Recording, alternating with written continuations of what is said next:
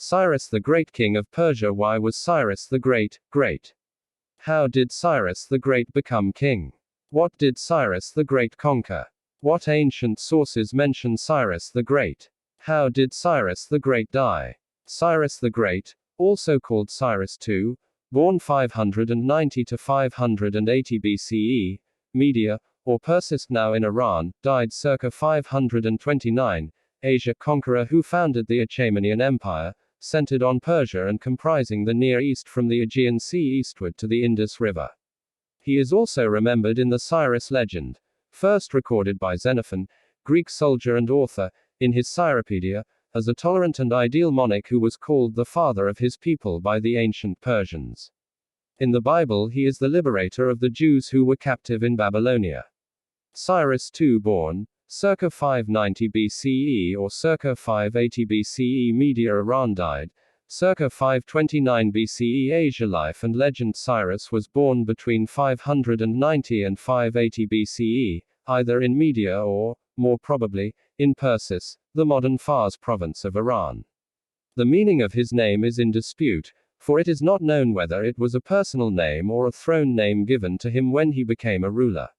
It is noteworthy that after the Achaemenid Empire the name does not appear again in sources relating to Iran, which may indicate some special sense of the name.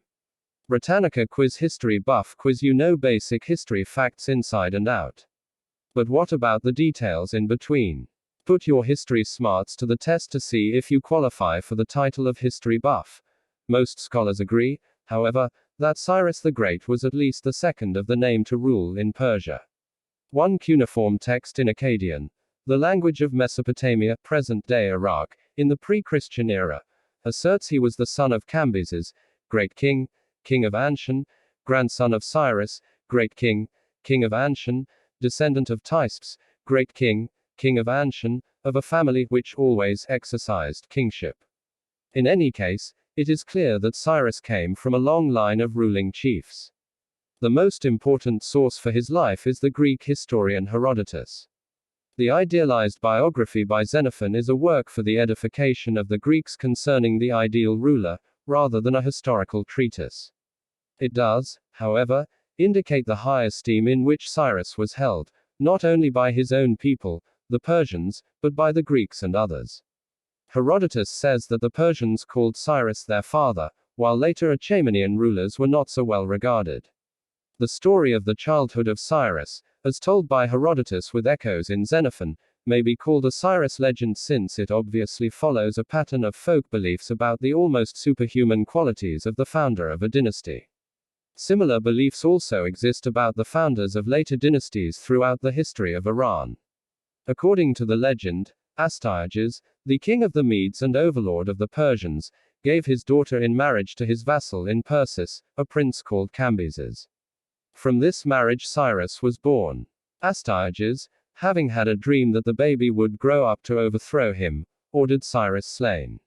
His chief advisor, however, instead gave the baby to a shepherd to raise.